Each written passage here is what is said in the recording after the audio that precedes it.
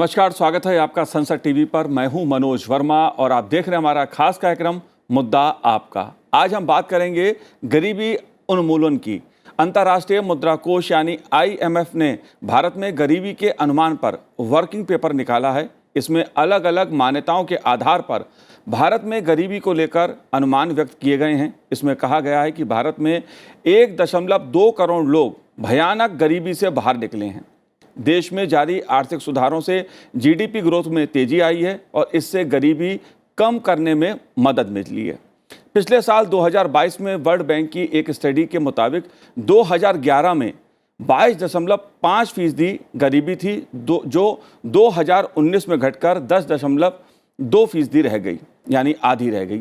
पिछले 2 दशकों में 40 करोड़ से अधिक लोग गरीबी रेखा से बाहर आए हैं। दरअसल पिछले 2 दशकों में भारत के सामाजिक आर्थिक परिवेश में कई बड़े बदलाव देखने को मिले हैं। सरकार की योजनाओं में बदलाव देखने को मिले हैं। ये बदलाव कौन से हैं? गरीबी को लेकर जो आकलन उभरकर सामने आया है उसके क्या मायने हैं? इस मुद्दे पर चर्चा करेंगे। चर्चा करने के लिए स्टूडियो में मेरे साथ मौजूद हैं भारत सरकार के पूर्व प्रधान आर्थिक सलाहकार आनंद सिंह भल जी। आनंद जी, आपका बहुत बहुत स्वागत है संसद टीवी पर। साथ ही हम बात करेंगे लखनऊ विश्वविद्यालय के अर्थशास्त्र विभाग के प्रोफेसर अरविंद मोहन जी से। अरविंद जी, आपका भी बहुत बहुत स्वागत है। और हमारे साथ जुड़े हुए हैं बिजनेस स्टैंडर्ड के कंसल्टिंग एडिटर शुभमय भट्टाचार्य जी। शुभमय जी, आपका भी स्वागत है संसद टीवी पर। लेकिन शुरुआत मैं आपसे करूँगा आनंद जी, क्योंकि मुद्दा गरीबी का है और एक अच्छी खबर कि देश में भयानक गरीबी उसमें कमी आई है। इस पेपर को आप कैसे देखते हैं जो IMF का पेपर निकला है? क्या मायने हैं इसके, क्या संदेश है इसके? ये भारत की आर्थिक स्थिति पे पिछले कुछ सालों से हमें अच्छे आंकड़े मिल रहे हैं।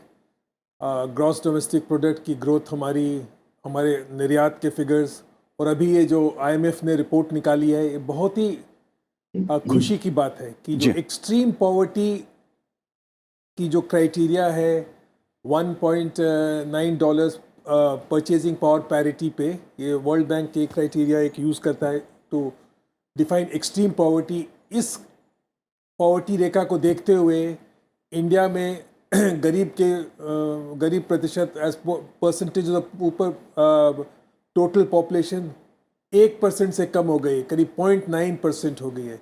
ये तो बहुत ही खुशी की बात है। हम जब से विद्यार्थी थे, जब से हमने नौकरी शुरू की, हम लोग ये हरदम देखते थे हमारी पावर जो गरीबी रेखा के नीचे हमारे लोग जो थे, करीब 15, 20, 30% लोग आंकड़े आते थे। अचानक जब हमें ये पढ़ने को मिलता है फ्रॉम इंटरनेशनल मॉनिटरी फंड, जो बहुत ही रिलायबल आंकड़े पेश करता है कि आपकी एक्सट्रीम गरीबी रेखा जो डिफाइन करते हैं $1.9 पर डे PPP पे, वो 1% से कम हो गई है। तो बहुत ही ये खुशी की बात है। और ये इससे हमें ये पता चलता है देश में जो नीतियाँ फॉलो की जा रही हैं, जो फूड सिक्योरिटी दी गई कोरोना वगैरह के, इन सब का वो आनंद जी, मैं इस चर्चा को आगे बढ़ाऊं तो भयानक गरीबी से क्या तात्पर्य होता है और गरीबी को लेकर जो परिभाषा, इस पे भी अक्सर बहस सुनने को देखने को मिलती है। क्या तात्पर्य है इससे? तो गरीबी कई लेवल्स पे डिफाइन हो सकते हैं। एक होती है जो एक्सट्रीम पॉवर्टी $1.9, उससे थोड़ी ऊपर जाती है $3.2। तो एक होता है बिल्कुल एक्यूट डिप्रीवेशन। ये जो $1.9 के नीचे जो आदमी कमा रहा है पर डे, उसको एक्यूट डिप्रीवेशन कहते हैं। ऑल्दो अगर गरीबी पे डिस्कशन किया जाए तो गरीबी is a multi dimensional concept. ये ठीक है, एक गरीब इतना पैसा कमा रहा है, उससे तो एक लिमिटेड वे में आप गरीबी माप रहे हैं। बहुत सारी चीज़ें गरीबी में आती है, उसका एंटाइटलमेंट क्या है, उसके सोसाइटी में क्या स्कोप है, उसके ये है वो है।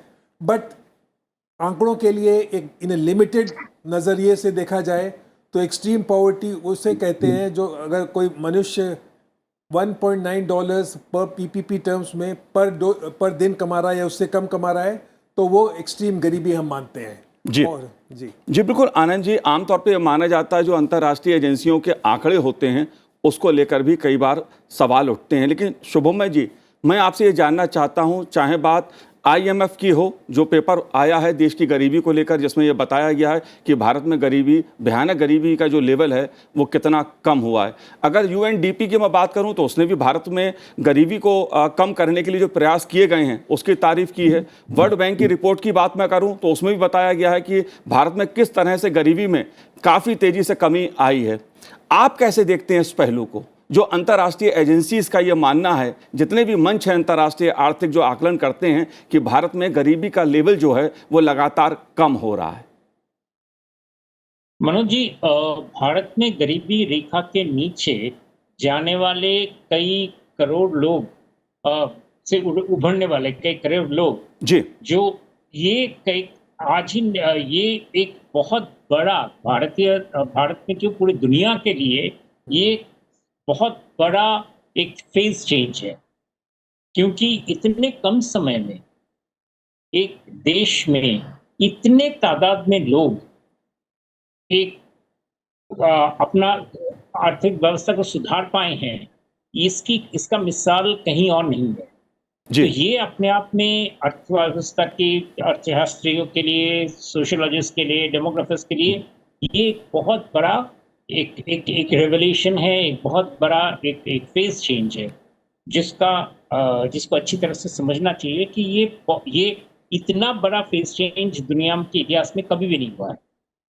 ये तो सबसे बड़ी बात है। जी इतने करोड़ इतने कम समय में किसी भी देश के, अगर आप 200-300 साल की इंडस्ट्रियल रेवोल्यूशन वगैरह में किसी भी समय के परिभाषा में इतना बड़ा फेज चेंज, इतना बड़ा बदलाव नहीं है। जी ये तो रही पहली बात।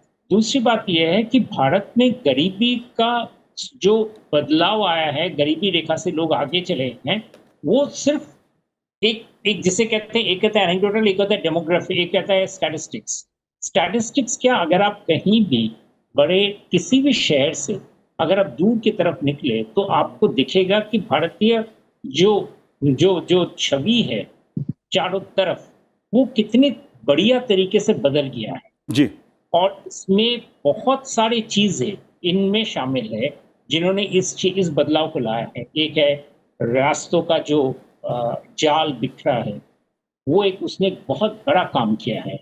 साथ में टेलीकॉम रेवोल्यूशन जो आया है, उसने एक बहुत बड़ा रोल निभाया है कि सरकार की तरफ से लोगों को जब पैसा गया है तो वो पैसा सही जगह पे पहुंचा है। जी ये हमारे लिए एक बहुत मुश्किल गुत्थी था कि इसको हम कैसे संभालें। तो ये दोनों चीजें बहुत बड़ी चीजें जो बड़े बड़े अपने कदम रखे हैं। और अभी जो जनता में अभी आप जो देखेंगे वो ये नहीं कि वो गरीबी से निकल चुके हैं सच में, और अभी जो एस्पिरेशंस, यानी कि हम आगे चाहते हैं, हमें पता है कि आगे हो सकता है, जी इस एस्पिरेशंस की तरफ लोगों में काफी ज्यादा दिलचस्पी आ रही है।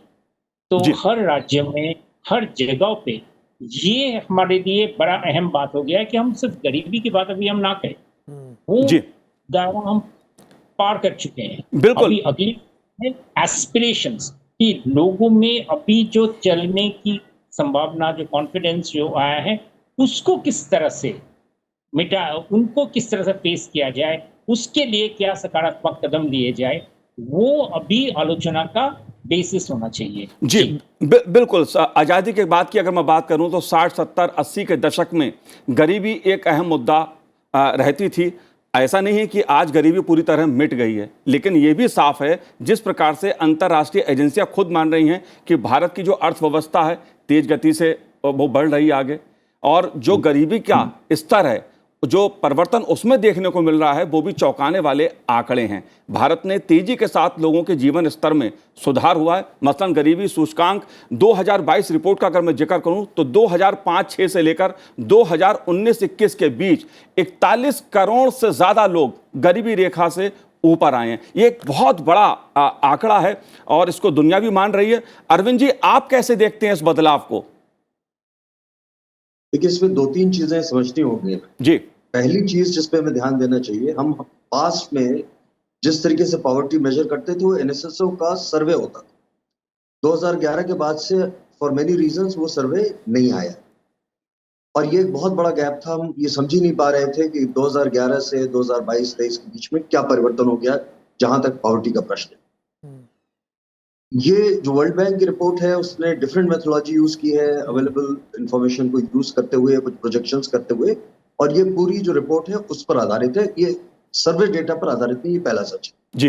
दूसरा सच है कि हम पॉलिसी इंटरवेंशंस का क्या असर होता है पॉवर्टी पर, या गरीबी उन्मूलन पर, उसको भी मेजर करने के पास में उस तरीके के प्रयास नहीं हुए हैं। वर्ल्ड बैंक की रिपोर्ट विशेष रूप से पॉलिसी इंटरवेंशंस का पॉवर्टी पर क्या असर हो रहा है उसको खास तौर पे देखने की कोशिश करें, जो बहुत इंटरेस्टिंग है। और यहाँ पर जो विशेष रूप से जिस तरीके से राशन दिया गया 2014 के आसपास, 13-14 से, जिस तरीके से 2013 में राइट टू फूड सिक्योरिटी आ गया, उसके बाद आम जनता को राशन या तो सब्सिडाइज या फ्री मिलने लगा, और कोविड काल में जिस तरीके से सरकार ने राशन उपलब्ध कराया जनता को, इसको भी मेजर करने की कोशिश ये रिपोर्ट कर रही है कि हिंदुस्तान की पॉवर्टी पर क्या असर हुआ। और जो भी पॉवर्टी आप देख रहे हो, हम आमतौर पे जो पॉवर्टी मेजर करते हैं वो गरीबी रेखा के आधार पे मेजर करते हैं। वर्ल्ड बैंक एक और इंडेक्स यूज करता है एक्सट्रीम पॉवर्टी का, जिसकी चर्चा भी दूसरे साथियों ने लिखी। एक्सट्रीम पॉवर्टी में जो डिक्लाइन है, और जिस तरीके से आज हम कह रहे हैं कि वो लगभग गिर करके 0.8%, 1% से भी कम एक्सट्रीम पॉवर्टी की सिचुएशन हिंदुस्तान में आ चुकी है। ये एक फिनोमिनल ट्रांजिशन है। आजादी से लेकर आज तक हमारी सबसे बड़ी कोशिश रही कि गरीबी उन्मूलन हो सके, और आज अगर हम ये कह पा रहे हैं कि एक्सट्रीम पॉवर्टी हिंदुस्तान से लगभग खत्म हो पाई है, तो ये बहुत बड़ा अचीवमेंट है।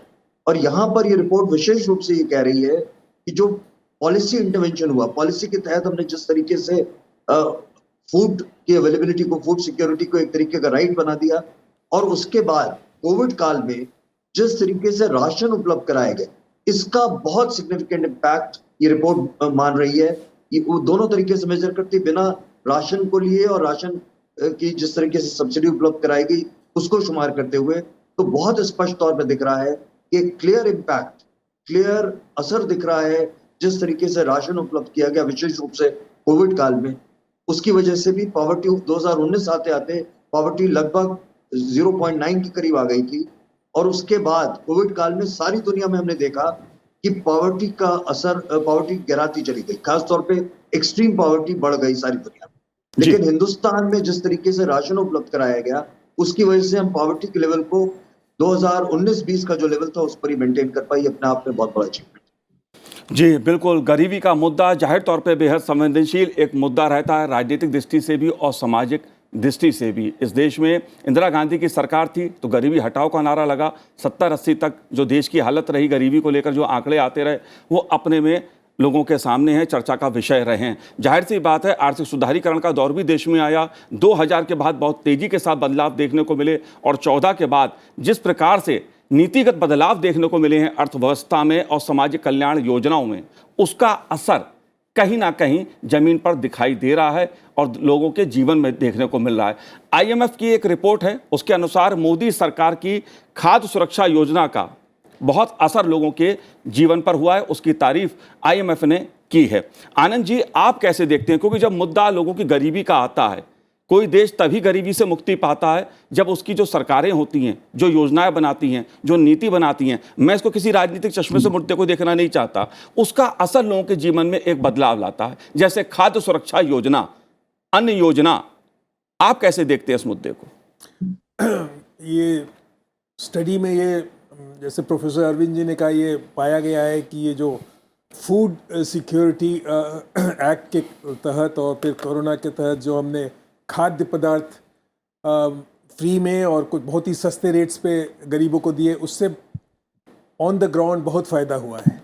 सो कोरोना के समय लोगों की इनकम्स तो कम हुई थी, बट बिकॉज ये जो प्रोविज़न हुआ उनको खाद्य पदार्थ के, प्लस जो और सारी नीतियां जो सरकार ने फॉलो किए हैं, वो डिजिटाइजेशन को तो मैं सबसे बड़े मानता हूँ। जो हमारी जो UPI है, जो डायरेक्ट बेनिफिट स्कीम है, सीधे हम लोग गरीबों तक उनकी फैसिलिटीज़ पहुंचा देते हैं विदाउट लीकेज। इंफ्रास्ट्रक्चर पे जोर देना, और बहुत ज़्यादा फिस्कल प्रोफ्लिगेसी नहीं की, हमारी fiscal deficit with in control थी, लीकेजेस कम हुए। इन सब के रहते हुए पूरे देश को एक मार्केट बना दिया गया।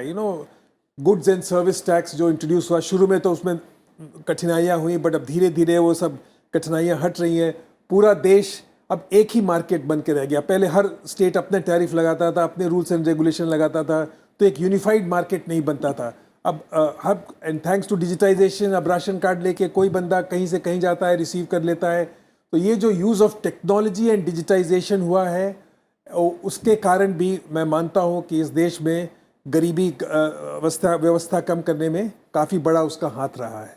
जी, शुभमय जी, आप इस पहलू को कैसे देखते हैं, क्योंकि तमाम सरकार ने योजनाएं लोगों को आर्थिक दृष्टि से संपन्न बनाने के लिए शुरू की, मसलन प्रधानमंत्री कौशल विकास योजना, प्रधानमंत्री जनधन योजना, आयुष्मान भारत, प्रधानमंत्री आवास योजना, एक राष्ट्र एक राशन कार्ड, ये जो योजनाएं हैं, इन योजनाओं का क्या असर देखने को मिला? मनोज जी, अभी जैसे आनंद बता रहे थे और अरविंद जी भी बता रहे थे, अभी हम इन सारी योजनाओं को काफी कारगर, काफी सिद्ध होते हुए देखे हैं। ये तो सुनिश्चित है, ये तो तय हो चुका है और इसी का ही जिसे कहते हैं रिपोर्ट कार्ड है वर्ल्ड बैंक का और IMF का, दोनों का रिपोर्ट। लेकिन मैं देखता हूँ इसको कुछ और तरीके से कि अभी ये सारे कार्यक्रम चूंकि सफल हो चुके हैं, अभी बात दो चीज की आ जाएगी और वो बहुत ही अच्छी बात है। एक कि हर रेटिंग एजेंसी जब किसी देश का आकलन करते हैं तो एक बहुत बड़ा चीज लेते हैं पर कैपिटा इनकम। आप सोचेंगे पॉवर्टी के इशू में ये पर कैपिटा इनकम वगैरह ये सब चीज कहाँ पे आ गया, लेकिन इसका काफी सुदृढ़ संपर्क है। वो यूं कि पर कैपिटा इनकम जब तक किसी देश का नहीं बढ़ता है, और खासकर इंडिया के बारे में S&P मूडीज ने बहुत बारी कहा है कि हमारे पर कैपिटा इनकम नहीं बढ़ रहे हैं, या जिस तरीके से बढ़ रहे हैं उसका जब तक वो एक पर्टिकुलर लेवल तक नहीं पहुंचते तब तक भारतीय रेटिंग को नहीं बढ़ाएंगे, भारत के स्टेटस को। लेकिन उसके तरफ उल्टे तरफ जो जितने गरीबों को प्रभावशाली ढंग से गरीबी रेखा से उठाया गया और एक्सट्रीम पॉवर्टी से आगे लाया गया, वो मैं मानता हूं एक बहुत बड़ा मानक है जिसको रेटिंग्स में आना चाहिए और तभी जाके भारतीय अर्थव्यवस्था का सही छवि अंतर्राष्ट्रीय बाजारों में, अंतर्राष्ट्रीय निवेशकों में मिलेगी कि यहाँ पे सिर्फ पर कैपिटा इनकम की आगे चलने वाली एक साधारण कहानी ही नहीं है जी। ये जो पॉवर्टी में जो बहुत बड़ा एक बदलाव आया है, इस चीज को समझना बहुत जरूरी है।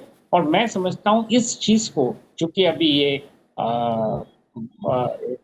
बहुत सशक्त ऑर्गेनाइजेशंस ने इस पर अपनी टिप्पणी दिए हैं, इस टिप्पणी को मुझे लगता है एक बेस बनना चाहिए और बेस बनेगा मुझे विश्वास है कि जिससे भारतीय रेटिंग्स पर बहुत असर आएगा जी। और इससे चलते हम जब आगे की बात करते हैं कि इन्वेस्टमेंट्स वगैरह या सरकारी कार्यक्रम जिसकी आप बात कर रहे हैं, वो कार्यक्रमों को आगे चलाने में सरकार की भी सुविधा होगी कि ज्यादा इन्वेस्टमेंट, ज्यादा पैसा मिलेगा उन चीजों को और आगे ले जाने के लिए। तो मुझे लगता है ये एक बहुत बड़ा एक सिग्निफिकेंट माइल्यूम है जिसको हम आगे की तरफ देखें और इसको ध्यान से समझे, तो वो एक अपने आप में एक पॉइंट ऑफ डिपार्चर है। जी जी। अरविंद जी, आपसे भ्रष्टाचार के मुद्दे को मैं समझना चाहूँगा, क्योंकि भ्रष्टाचार और गरीबी ये भी एक दूसरे से जुड़े हुए हैं। जो योजनाओं का पैसा आम आदमी के लिए दिल्ली से जाता है या राज्यों में आवंटित किया जाता है, उसमें जो भ्रष्टाचार होता था वो भी एक बहुत बड़ा मुद्दा इस देश में रहा है। लेकिन जिस प्रकार से अब हम देखते हैं कि चाहे किसान का खाता हो या किसी गरीब का खाता हो, दिल्ली से जो पैसा जाता है जनधन खाते के जरिए सीधा अकाउंट में पहुंचता है। इस तरह की योजनाओं ने भी क्या असर डाला है गरीबी उन्मूलन की दिशा में? क्या परिवर्तन आपने महसूस किया? देखिए, IMF की रिपोर्ट बहुत क्लियरली इंडिकेट कर रही है कि 2004 से 2022 के बीच में जो सबसे बड़ा अचीवमेंट हिंदुस्तान का रहा है, ग्रेजुअली हमारी टारगेटिंग वो इम्प्रूव होती चली गई। तो चाहे आधार का इंटरवेंशन हो, चाहे जिस तरीके से डिजिटल ट्रांसफर्स हो रहे हैं, आज जो बात अभी आपने कही कि सीधे हम खाते में ट्रांसफर कर पा रहे हैं, ये अपने आप में बहुत बड़ा अचीवमेंट है। और ये टारगेटिंग सबसे बड़ा रीजन है जिसकी वजह से आप एक्सट्रीम पॉवर्टी और पॉवर्टी को नीचे ला पाए। और निश्चित तौर पे जो करप्शन की आपने बात की, भ्रष्टाचार भी इस तरीके के डिजिटल ट्रांजैक्शंस की वजह से भ्रष्टाचार की संभावना भी कम होती जा रही। और ये भी बहुत बड़ा कारण है। पहले इस तरीके की चर्चाएं रही कि 1 रुपए का बहुत छोटा सा हिस्सा आम आदमी तक पहुंचता है। आज इस डिजिटल ट्रांजैक्शन की वजह से, आधार के साथ लिंक होने की वजह से, और जो तमाम योजनाओं को हमने पूरे प्लेटफॉर्म को एक डिजिटल ट्रांसफॉर्म कर दिया है, वो कहीं ना कहीं एक बहुत बड़ा कारण है बेहतर टारगेटिंग का और लोअर करप्शन का। और आने वाले समय में आप ये भी देखेंगे कि जिस तरीके से हम डिजिटाइज कर रहे हैं देश की अर्थव्यवस्था को, वो ओवरऑल एक एफिशिएंसी पर भी बहुत सकारात्मक प्रभाव डालेगा, जिसका असर पूरी अर्थव्यवस्था पर पॉजिटिव पड़ेगा। जी बिल्कुल आनंद जी, अगर बात गरीबी की बात की जाए, क्योंकि आज़ादी के बाद से ही गरीबी उन्मूलन की बात होती रही है। चौथी पंचवर्षीय योजना संभवतः रही जिसमें इस बात का उल्लेख था कि गरीबी से देश को कैसे मुक्ति दिलाई जाए, कैसे उन्मूलन गरीबी का किया जाए। एक तो मेरा सवाल आपसे ये है। दूसरा मैं ये जानना चाहता हूँ, गरीबी के प्रमुख कारण, उसमें अगर बात की जाए, कई कारण गरीबी के हो सकते हैं, लेकिन एक जनसंख्या का दबाव और दूसरा सामाजिक कल्याण व्यवस्था का अभाव, एक दो कारक जो होते हैं वो महत्वपूर्ण माने जाते हैं किसी भी देश की जो गरीबी की स्थिति होती है उसके लिए। इन दोनों पहलुओं को आप कैसे देखते हैं? बिल्कुल, इकोनॉमिक फर्स्ट प्रिंसिपल से देखें तो भाई गरीबी में या तो आपके पास एसेट्स नहीं है या आपके पास एम्प्लॉयमेंट नहीं है। तो इन सब चीज़ों में अगर आपके बहुत ज़्यादा लोग हैं, पॉपुलेशन बहुत ज़्यादा है, इंफ्रास्ट्रक्चर वीक है, तो गरीबी हटाना मुश्किल होगा। पर उसके लिए फिर सरकार आती है। सरकार का क्या काम है कि लोगों को स्किल्स बढ़ाए, उनके एम्प्लॉयमेंट बढ़ाए, उनको प्रॉपर इंफ्रास्ट्रक्चर दे। हम तो ये कहते हैं जो अच्छी सड़क सरकार बना देती है उससे अच्छा गरीबी उन्मूलन कार्यक्रम ही नहीं है। गांव के अगर चारों तरफ आपने अच्छी सड़क बना दी, आप देखोगे गांव में गरीबी यूं ही कम हो गई। तो जो इस सरकार की नीति रही है, besides the social sector scheme, social sector तो बहुत अच्छा रहा है हमारा। वो जैम ट्रिनिटी जो कहते हैं, जन धन अकाउंट, आधार और मोबाइल, उससे जो हमारे फ़ायदे हुए हैं वो तो बहुत अच्छा है ही। और फिर गैस देना, उज्ज्वला कार्यक्रम वगैरह जी। पर जो इंफ्रास्ट्रक्चर जो सरकार ने इम्प्रूव किया है, रोड्स को, पोर्ट्स को, हर चीज़ एयरपोर्ट में अब आम आदमी भी हवाई जहाज़ में चल लेता है। इन सब के मिलजुल के जो फ़ायदे हुए हैं गरीबी रेखा में कम होने के लिए, इन सब चीज़ों की भी ज़रूरत है। अच्छे सोशल सेक्टर स्कीम्स की तो ज़रूरत है ही एक्सट्रीम पॉवर्टी कम करने के लिए। बट ओवरऑल ग्रोथ के लिए, and overall growth is finally the best sort of antidote poverty के लिए, उसमें भी सरकार ने जो नीतियाँ अपनाई हैं, इंफ्रास्ट्रक्चर इंप्रूव करके, मेक इन इंडिया करते हुए, जो निर्यात को सुधार करते हुए, उन सब का भी डायरेक्ट असर हम देख रहे हैं गरीबी कम होने में। जी बिल्कुल शुभमय जी, सतत विकास का जो लक्ष्य है 2030 तक आधी आबादी को गरीबी रेखा के ऊपर लाने का जो लक्ष्य रखा गया है, इसके आप कैसे देखते हैं? क्या चुनौती आप देख रहे हैं सबसे बड़ी? चुनौतियां, जी हाँ, बहुत ज्यादातर समय में जब भी कोई सरकार कोई स्कीम, कोई प्रोजेक्ट्स लाते हैं, एक हमेशा उसके ऊपर एक तर्क रहता है कि इससे सबसे गरीब को क्या फायदा मिलेगा जी, क्या इससे गरीबी उन्मूलन में कोई फायदा आएगा। आज का जो डिस्कशन हम लोग कर रहे हैं उससे यही दिखाता है कि सच में ही सरकारी जो कार्यक्रम किए गए और विकास के जितने सारे बिंदुओं को कवर किए गए, उससे निश्चित रूप से एक बहुत बड़ा तादाद के लोगों को फायदा हुआ है, एक बहुत बड़ा बदलाव आया है। तो अगर सही तर्क साबित हुआ है तो मैं समझता हूं ये एक बहुत बड़ा कॉन्फिडेंस बूस्टर है सरकार को कि अभी वो जितने सारे रिफॉर्म्स की जो अपेक्षा है, जिसकी आकांक्षा है, उनके तरफ आगे बढ़ाए, उनको जल्दी से अमल करे, क्योंकि अभी ये तर्क ये साबित हो चुका है कि गरीबी पर सचमुच असर हुआ है। गरीबी रेखा के नीचे से इतने सारे लोग ऊपर आए हैं। तो अभी वो एक बहुत बड़ा, मुझे लगता है कि ये गवर्नमेंट को एक सपोर्ट मिलता है, एक कि हम आगे की जो डिफिकल्ट कोई भी प्रोजेक्ट्स हो, कोई भी पॉलिसीज हो, उसको हम निश्चित उसको हम कर सकते हैं, क्योंकि अभी इसमें डरने की जरूरत नहीं है कि इससे किसी दायरे को, किसी ग्रुप को कठिनाई प्रस्तुत होगा या इससे देश में कुछ हद तक मुश्किलें पैदा होंगी। ये कॉन्फिडेंस बूस्टर गवर्नमेंट के पॉलिसीज के लिए मुझे लगता है ये स्टैटिस्टिक्स इसीलिए बहुत ही प्रभावशील सेट ऑफ नंबर्स है। जी बिल्कुल अरविंद जी, एक बड़ा मुद्दा ये भी है कि देश में अभी भी एक बड़ा वर्ग गरीबी रेखा के नीचे है, उसको भी सरकार ऊपर गरीबी रेखा से लाना चाहती है।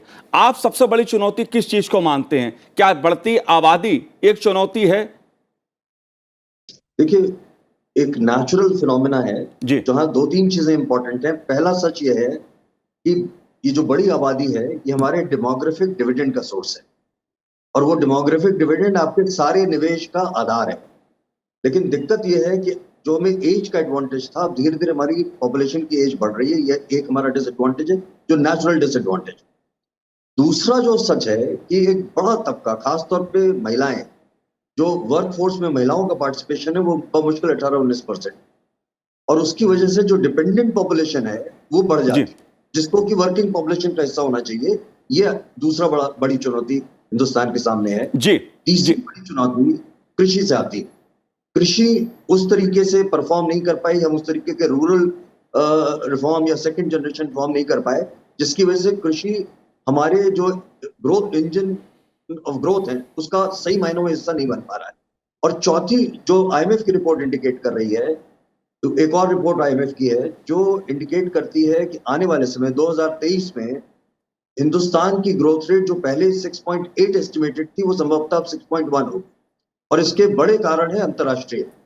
ऑलरेडी चाइना की ग्रोथ रेट शायद 3.5% करीब चली जाएगी। जी बिल्कुल। अमेरिका बहुत मुश्किल में। बिल्कुल अरविंद जी, बिल्कुल। जो अंतर्राष्ट्रीय स्थितियां होती हैं, जो परिस्थितियां होती हैं आर्थिक दृष्टि से, उसका असर भी कहीं ना कहीं देशों की अर्थव्यवस्था पर पड़ता है, लोगों के जीवन पर पड़ता है। शुभमय जी, बहुत छोटा सा आपसे जवाब चाहूंगा मैं, क्योंकि आर्थिक सुधारीकरण, आर्थिक उदारीकरण, इसने भी देश की व्यवस्था को बदलने का खासा काम किया है। सरकार तमाम फैसले आर्थिक सुधारीकरण की दिशा में ले रही है। आप कैसे देखते हैं सुधारीकरण की इस यात्रा को, इन फैसलों को?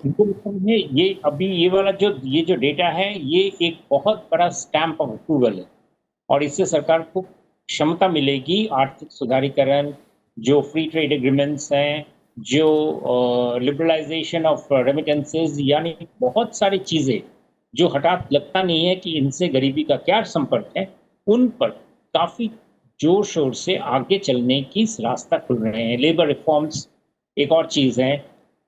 इन सारी चीजें हम अभी काफी कॉन्फिडेंस के साथ ले सकते हैं कि हाँ बिल्कुल इससे फर्क बनता है, इससे सच में देश में सुधार आता है। जाहिर सी बात है, जो आर्थिक सुधारीकरण होते हैं उसमें स्थिर सरकार का भी योगदान खासा महत्वपूर्ण रहता है। फैसले लेने में जो एक दिशा देखने को मिलती है उसका असर भी कहीं ना कहीं देश की अर्थव्यवस्था पर, लोगों के जीवन स्तर में देखने को मिलता है। आप तीनों ने इस कार्यक्रम में भाग लिया, संसद टीवी से बात की, बहुत बहुत शुक्रिया, बहुत बहुत धन्यवाद हमसे बात करने के लिए। तो आज इस कार्यक्रम में इतना ही, मुझे दीजिए आज्ञा, नमस्कार।